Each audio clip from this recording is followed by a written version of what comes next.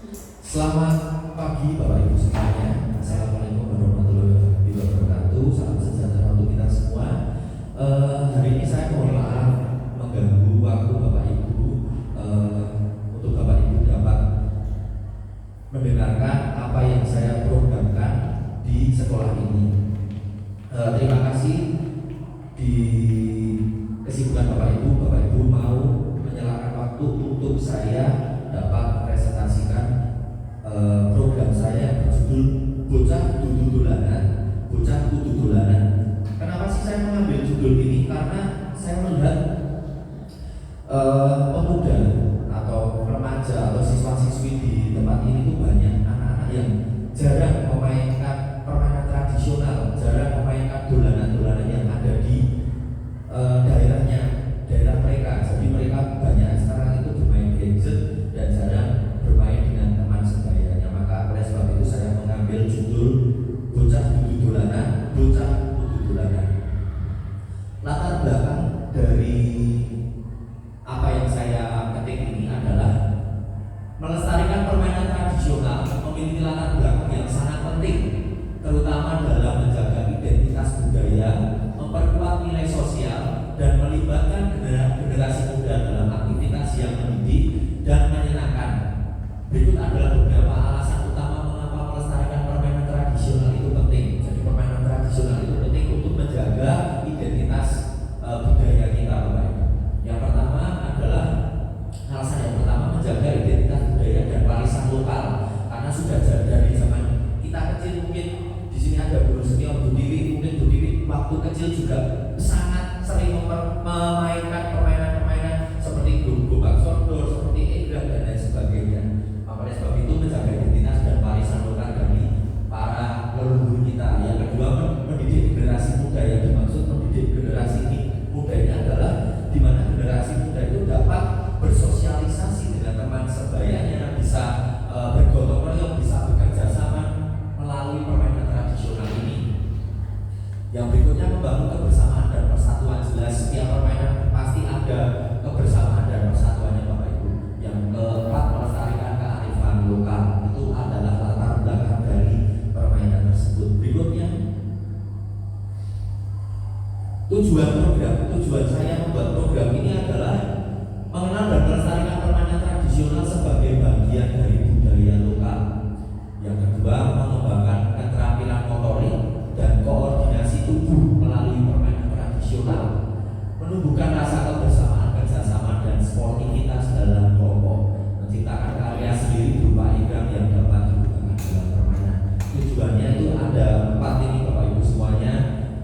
Yang pertama tadi sebagai budaya lokal, yang berikutnya adalah keterampilan motorik, pastinya termasuk di dalam olahraga, menumbuhkan rasa kebersamaan dan menciptakan karya sendiri seperti egrang. Itu adalah tujuan program dari saya. Yang berikutnya, dimensi sub elemen. Yang pertama dimensinya adalah gotong royong dan kebinekaan global. Dan sub elemen yang kita ambil dari gotong royong itu adalah kolaborasi dari kebinekaan global, mengenal dan menghargai budaya. Berikutnya, struktur program mitra dalam komunitas belajar. Yang pertama, jumlah JP-nya ada 120 JP, Bapak Ibu. Jadwalnya mungkin saya akan mulai dari Agustus sampai bulan Oktober 2025. Mata pelajaran yang menjadi lokomotif adalah PJOK, dan mata pelajaran yang terlibat adalah TIK. TIK itu nanti, kenapa TIK terlibat? Itu karena nanti di akhir proyek anak-anak membuat video yang sudah diedit, dan itu termasuk di TIK. Terus IPS itu termasuk di geografis dan masuk di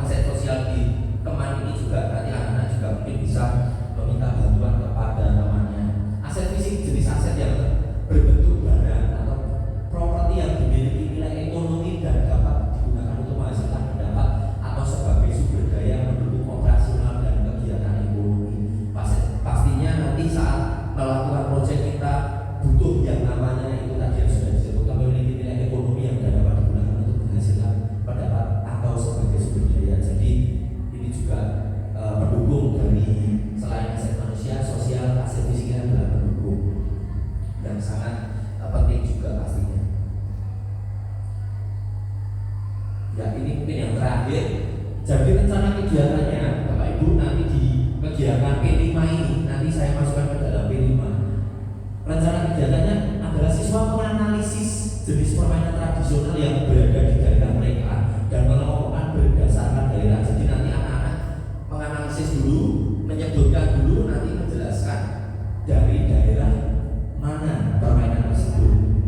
Misalkan Bapak Saudara dari daerah Jawa Tengah, misalkan kalau permainan Sundamada itu berada dari daerah Jawa Barat, misalkan seperti itu. Jadi nanti anak-anak yang pertama kegiatannya adalah mengelompokkan semua jenis permainan yang ada di Indonesia. Yang kedua, setiap kelas dibagi menjadi kelompok, 4 kelompok, dan memilih satu dari permainan yang mereka temukan. Satu kelas tidak boleh ada yang sama. Jadi nanti anak-anak dibagi 4 kelompok, setiap kelompoknya terbagi menjadi dalam satu kelompoknya anak-anak berisi 8 orang. 8 orang, jadi nanti mereka dapat memilih satu permainan dan tidak boleh sama dengan kelompok lain. Yang ketiga, setiap kelompok mencari sejarah permainan, teknis permainan, peraturan permainan, alat dan bahan apa saja digunakan, gambar lapangan permainan. Jadi nanti anak-anak mencari permainan tersebut. Kalau sudah dapat, terus sejarah permainannya ini apa? Kalau sudah ditulis sejarah permainannya, nanti teknis permainannya seperti apa, terus permainannya, peraturannya seperti apa, alat dan bahan apa saja digunakan, terus gambar lapangan permainan tersebut. Itu terus berikutnya setiap kelompok membuat buklet. Jadi nanti buklet itu berisi tadi Bapak Ibu yang sudah saya sampaikan, berisi tentang sejarah permainan, teknis permainan, peraturan permainan, alatnya apa saja, bahannya apa saja, gambar lapangannya apa saja, nanti bisa dimasukkan ke dalam buklet yang anak-anak buat sendiri, gitu ya Bapak Ibu. Terus nanti anak-anak dapat mempresentasikan hasil kerja kelompoknya. Terus setelah itu yang terakhir nanti anak-anak dapat memainkan permainan tradisional yang mereka pilih dan didokumentasikan dalam bentuk video. Itu program saya Bapak Ibu. Selesai. Apakah ada yang mau menambahkan atau memotivasi atau mau memberi usul Bapak Ibu? Ya, terima kasih Bu Ibu. Terima kasih waktunya yang diberikan kepada saya untuk motivasi saja. Program ini sudah baik. Di samping ini dimasukkan dalam kegiatan pembelajaran P5, memang kebudayaan kita seperti permainan seperti ini memang harus dikenalkan kepada anak-anak zaman sekarang.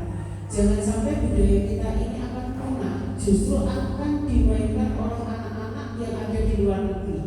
Ini bagus. Kemudian anak-anak di samping mereka akan mengenal budaya kita yang sudah sejak dulu kala ada, mereka juga akan refreshing dalam penatnya pembelajaran yang berisi materi-materi pembelajaran. Dia diberikan kesempatan untuk bermain sehingga akan memiliki pemikiran yang fresh, semangat lagi untuk pembelajaran. Itu saja. Terima kasih. Ya, terima kasih Bu Dewi untuk motivasinya. Apakah ada yang mau menambahkan teman-teman Bapak Ibu semuanya? Tidak, saya kira cukup. Itu saja dari saya. Terima kasih Bapak Ibu untuk waktunya. Terima kasih sudah menyempatkan waktu di sela-sela